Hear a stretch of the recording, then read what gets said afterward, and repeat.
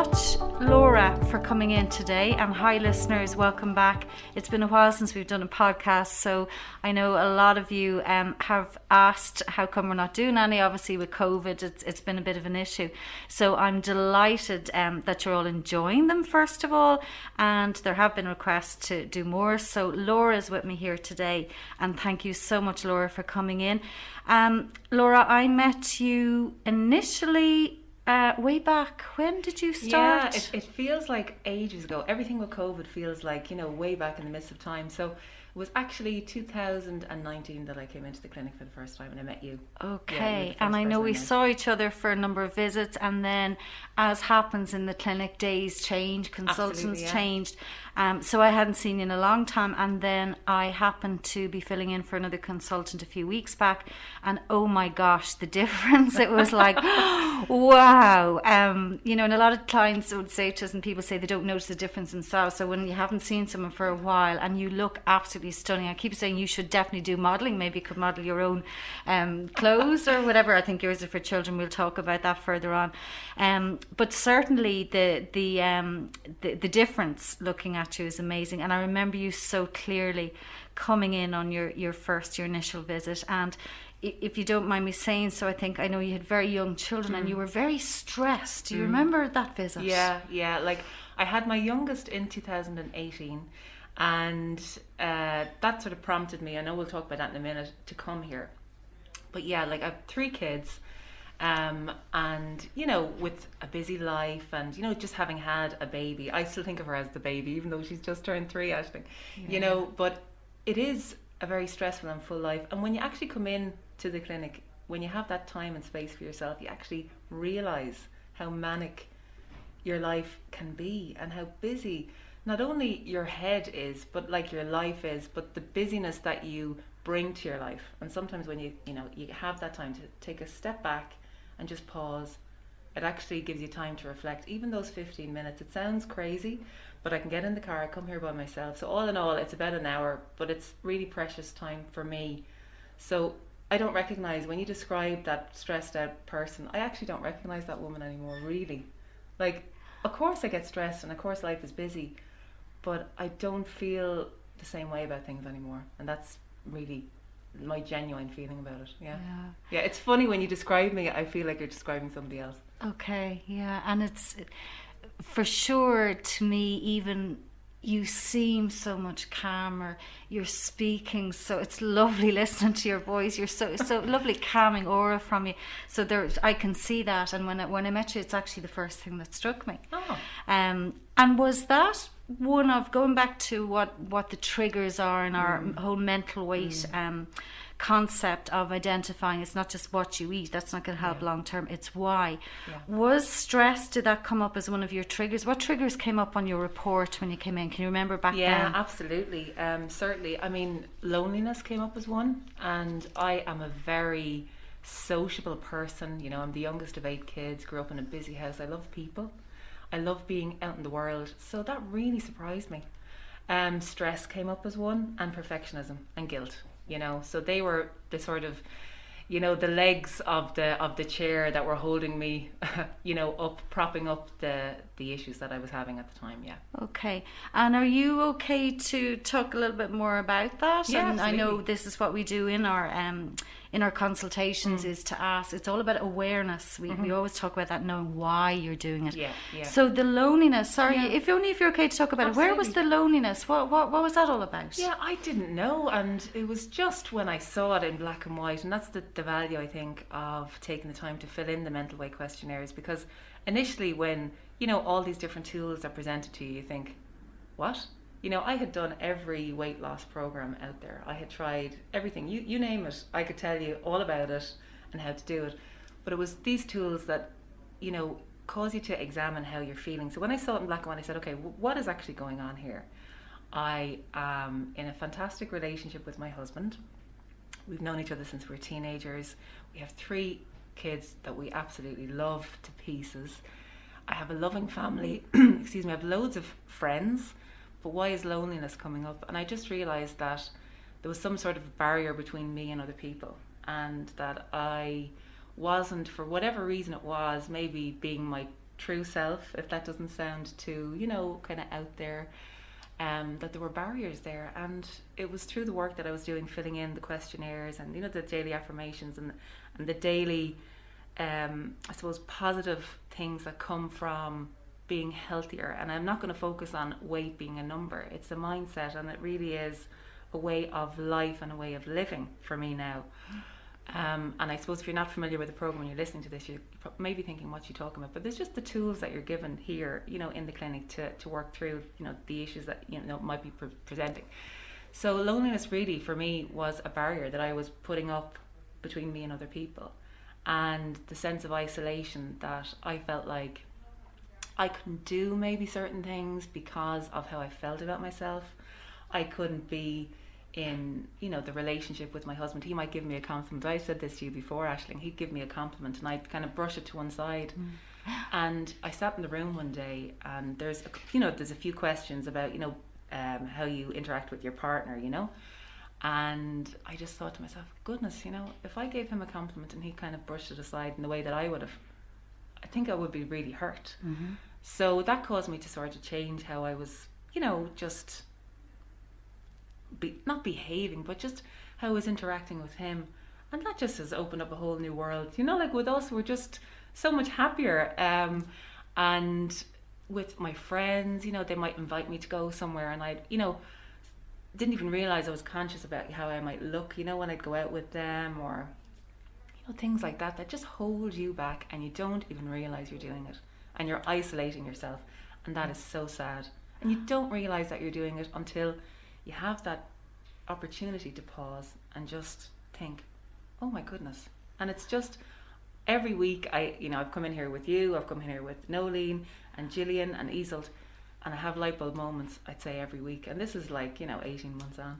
Wow, that's super to hear. That is so. That's what it's all about. Absolutely. Light bulb moments, awareness. And I know before you came in to us today, you did your mental weight questionnaire, and I always say everything happens for a reason, which I have here. I have your first copy of your report, I should say. I have your first copy, and I have your most recent copy. And again, I wish that we'll have to get a TV station going that people can see this. But again, the red area, the unhealthy habits and behaviours. Well, the first thing, Laura, if you're okay again to talk about it, your mental weight came up when you first started. Your actual weight was 17-12, so you were nearly 18 stone, and your mental weight was 11 stone 10. Now, normally when mental weight is lower, it would suggest or could suggest that somebody's out of touch with their habits or behaviours, or they're in denial. What do you think that was for you? Which a bit of column A and a bit of column B. Really? Absolutely. Oh, absolutely. I mean, I wasn't even in touch with my own physical self. There's a great question on that about well, actually not on the mental weight questionnaire, but just during the week about avoiding looking at yourself in mirrors and all that sort of stuff. I would never look at myself in the mirror. Even in the bathroom, I would turn away from the mirror. I'd have a shower and I would turn myself away.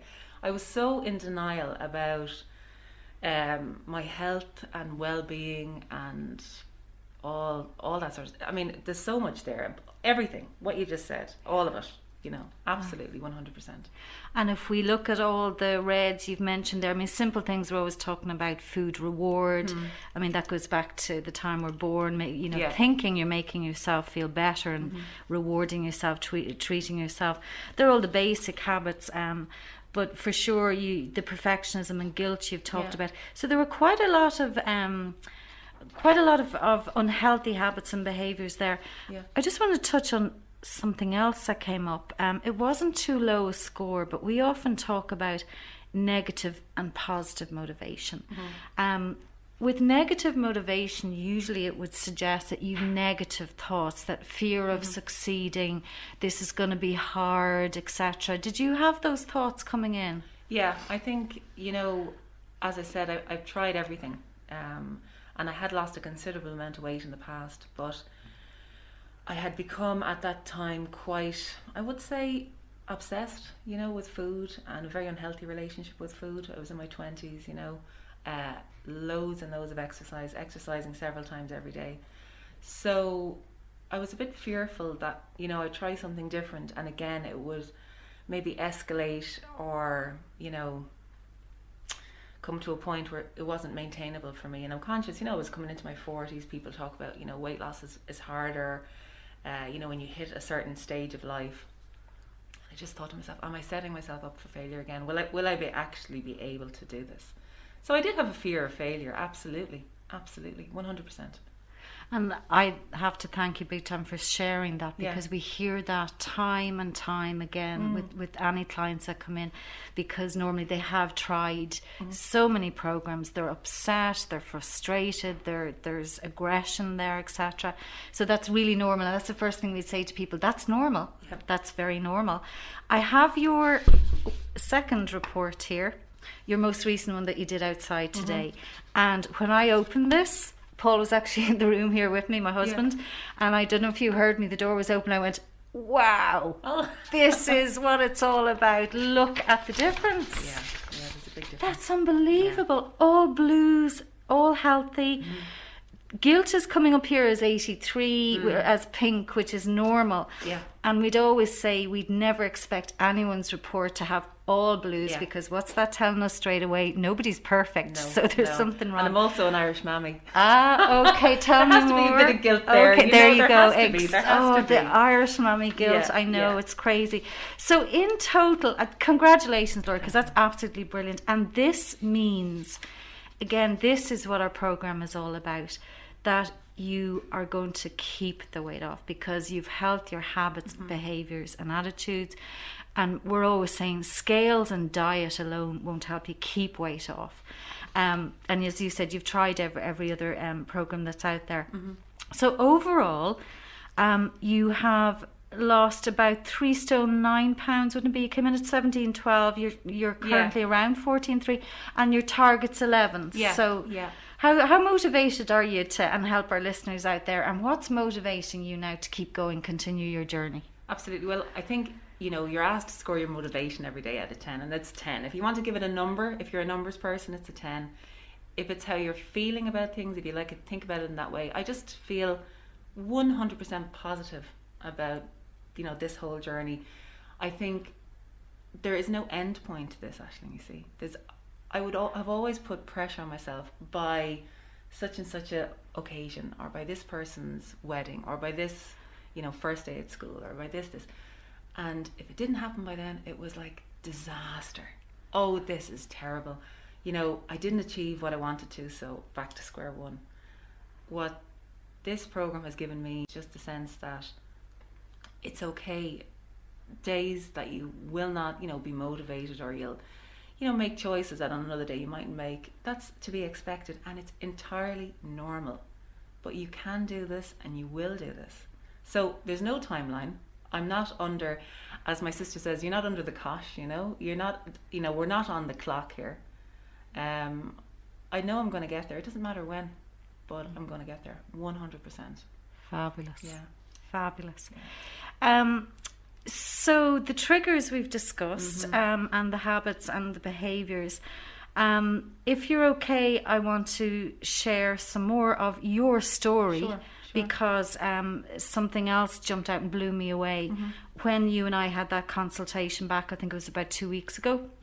I know it was a Saturday, and you did say to me that unfortunately you had, either you and the whole family, or had you contracted COVID, or okay, and I remember you saying that the feeling in your chest, thank God you're well now and over it all, but I do remember what jumped out at me was you said the feeling in your chest was horrific, and that you felt if you had been carrying the weight back then, that it would have been a lot more serious. Absolutely. I just remember it was at Christmas time. We unfortunately both contracted COVID. My husband and I were both tested positive. Likely all of us had it in the house, the 5 of us.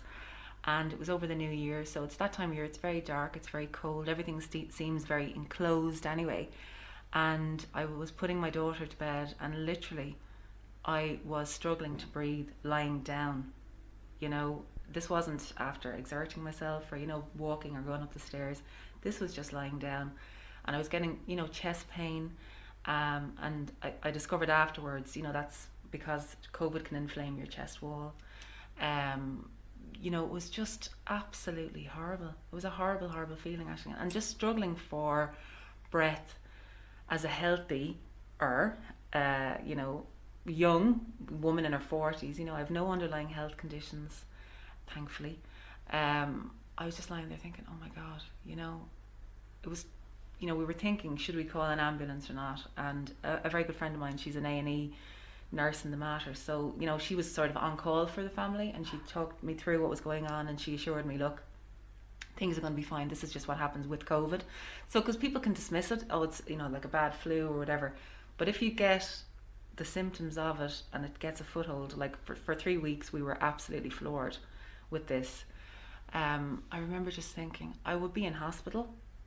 I probably would, you know, have a serious issue here, because I mean, the statistics are there that, you know, obesity and carrying extra weight, it's a massive complicating factor for COVID.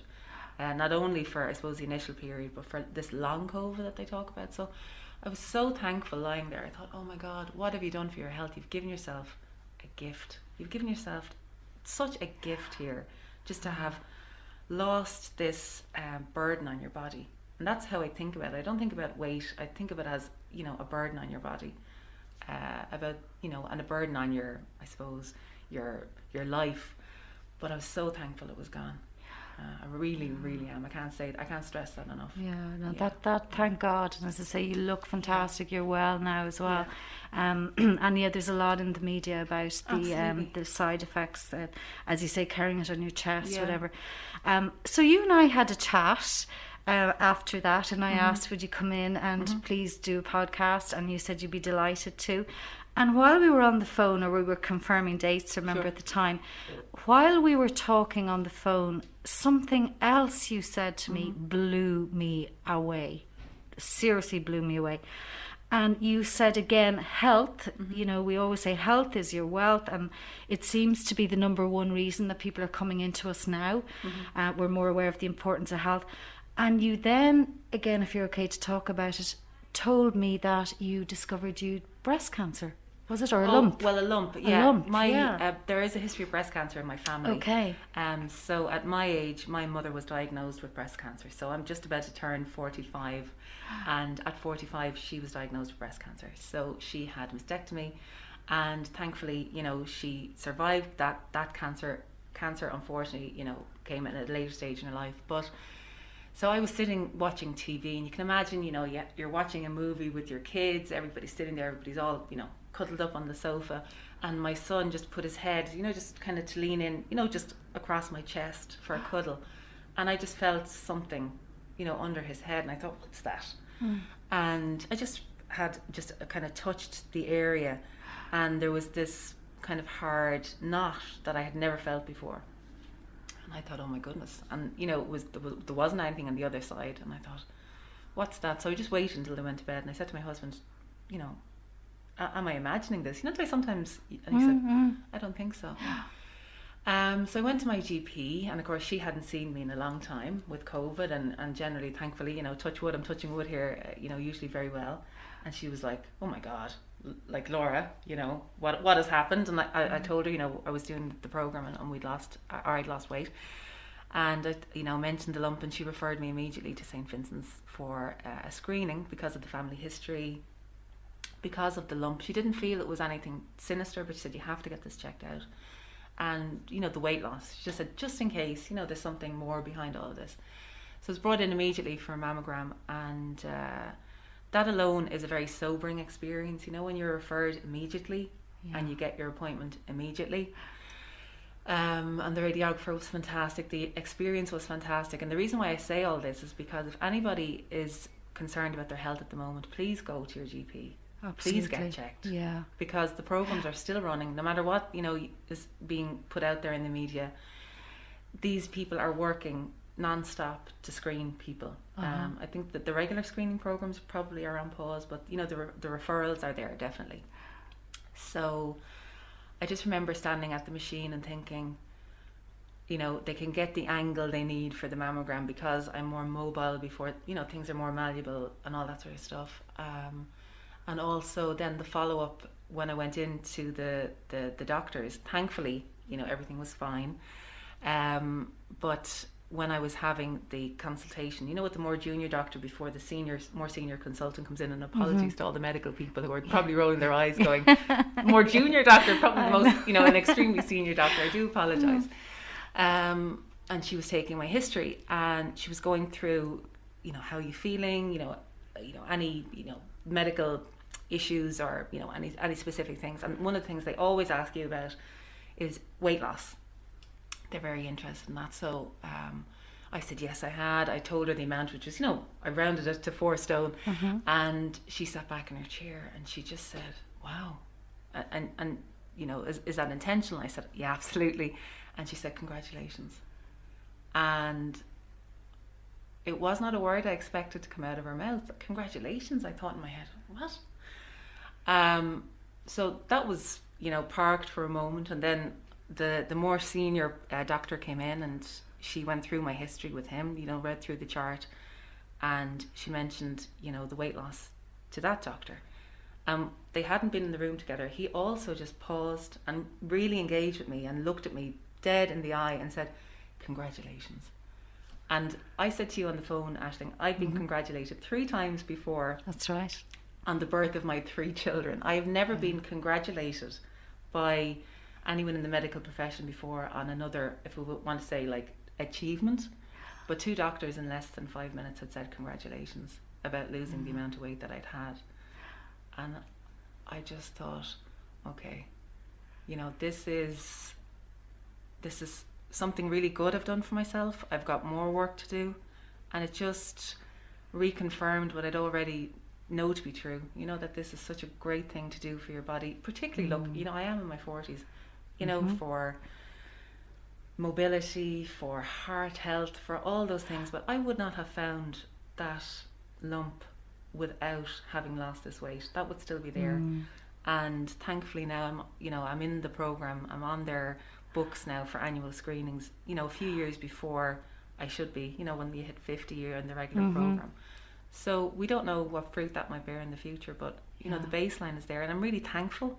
Sure. For that. Yeah. Like, it's an absolute gift. It's an absolute gift. Yeah. Like, it's clear now, but it's there, and I have the baseline, I have the record, which is amazing. And as you say, you wouldn't have been able to find that Not one at where all. it was, the particular place it was, Absolutely. if you hadn't been carrying the weight Not as at well. all. So No. wow. So on that note, and you've said too about going for your checks, etc.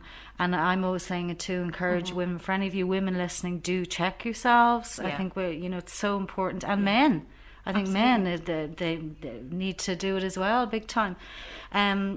So what I would love to do as a thank you for you coming in is for you to tell us all about your new business. I want to plug your new business because you started telling me a little bit about it when you came in, first of all. So tell me more. It's only recent, I think, isn't it? Yeah, absolutely. So Aisling, we talked at the start about isolation and separating yourself from people.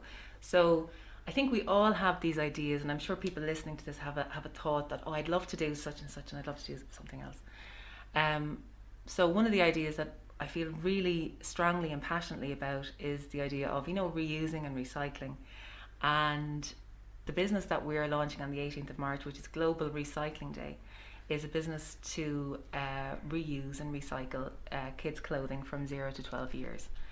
So what the program has, I suppose, given me as well, another gift it's given me, is just the belief that, you can achieve things that you thought might have been out of reach. So if you'd said to me a few years ago I'd set up my own business, I would have said, you're absolutely crazy, because you've got to put yourself out there, you've got to put yourself before people, you've got to open yourself up maybe for a little bit of potential criticism, actually definite criticism, Sure, because that will come your yeah. way. So I had this idea initially when Grace, my youngest, she's 3 now, was a baby. I was feeding her very late at night, and it was one of those times where you're not quite sure, is it morning, is it nighttime, you're just waiting for your baby to sort of finish and make sure she's safe and back in her cot. And I was sort of having a quick look on my phone, please no judgment from all the people listening, but I saw this video of just waves of plastic, you know, crashing up on the shores of a faraway beach somewhere in Southeast Asia. And I remember the next morning going, oh, I must have dreamt that. That's not possible. Like actual waves of plastic coming in. So I had another look and it was real. And I think there's a poignant time when you have a baby, and you as a mum will know that, when you feel so differently about the world. Everything, you know, everybody is somebody's baby, and everything is wonderful and everything is really scary, kind of in equal measure, you know. I understand. Yeah. Do you know that yeah. feeling? Yeah. When you just have a baby, Yeah. and everything is so precious and so delicate. Yeah. And I remember, you know, a few days after, she was on my hip, you know, and I was wedging another little outfit into this wardrobe of clothes that I had for her, and so many things were going to be unworn, or, you know, worn once. And I had this light bulb moment of, okay, what I can do with regard to my own family is I can stop maybe buying, you know, an awful lot of new clothing for the kids. So I started trying to source pre-loved clothing for the 3 kids. I said, I'll try it. So I went online, I started joining Facebook groups and different, you know, advertising platforms. There's a lot of, you know, like Done Deal or adverts, whatever, just to have a look for clothing for the kids. And it was great, very time consuming, but there were great options out there. You're not contributing to new textiles being manufactured. You are not, let's say, supporting fast fashion. So if people are familiar with, you know, certain high street brands, they have loads and loads of clothing lines that come in. You know, they have these micro collections. So before, designers might have had 2 collections in the year. Now there's these micro collections that fast fashion, almost every week they bring in new items of clothing. So they have to shift them. They have to tell us that we will feel great when we buy more. So we buy into it. And of course, who doesn't like to recreational shop? So many of us do. So I just said, right, I'm going to pause this. I'm going to try something different. And the quality of the clothing that I was getting was fantastic. Obviously, you know, there's a benefit. You're not spending as much, but the feeling that we were doing something positive in our own small way, because I think if you think about the environment, particularly as, you know, a mum or a dad, or, you know, somebody without kids, just being in the world, it can feel really overwhelming. So it's just a small change, but it actually has a massive impact. So, you know, during COVID, we were all out walking all the time, and I kept saying to my husband, I just wish it was easier. I just wish this was easier. I wish there was one place that I could find something for the 3 kids, 0 to 12. And he was very patiently kind of waiting, I think, for me to have my moment of, well, why don't I do it, you know? And when I said, I think I could do this, he said, at last, of course you can do this. Of course you can do this. So we did a little bit of market research, and I'm really lucky I'm connected with Samantha Kelly, who is the tweeting goddess. Our paths have crossed for various reasons over the years, and I contacted Sam, and Sam said, yeah, like, do your research, put it out there, I'll support you 100%. So I did that, and we had about 500 people complete the survey, which she told me afterwards was fantastic. She thought I might get 100. And definitely the interest is there, but I suppose in business terms they call it the action gap. How do you get to what you want to do or what you want to achieve? You don't know how to get there, and that came back in the survey. How do we actually source these clothes? Where do we buy them? I'd like to try it, but I'd like to have like a retail experience. I can return clothing, you know, I can have a choice online, you know, I can have assurances around quality control and all that sort of stuff. So yeah, we just built it from there. So we registered a business name last September, October. It's called Lovely Things because that's what we sell, lovelythings.ie. And we're launching, as I said, on the 18th of March, which is Global Recycling Day, and it's also my mother's birthday, so it's a great day. It's an auspicious day in our family. Yeah, that is so I'm delighted lovely. to do that. That is so lovelythings.ie. Yeah. I will certainly be jumping on myself. I think it's such a wonderful idea. Thank My you. own girls are, I think the younger generation are much more aware and conscious Absolutely. of climate, etc. Yeah. So lovelythings.ie, I wish you the very, very best, and I know you'll be a success. I love the way you said you believe in yourself now, that's changed compared to when you came in first, and that's all part of what we do. We help with the confidence, the whole lot. So thank you so much, Laura. I can't thank you enough. You're an inspiration. There's been a lot in that chat that we've had that I hope will help listeners and encourage listeners more than anything, and motivate, to use the word listeners. Until next time, take care, and we'll talk to you soon.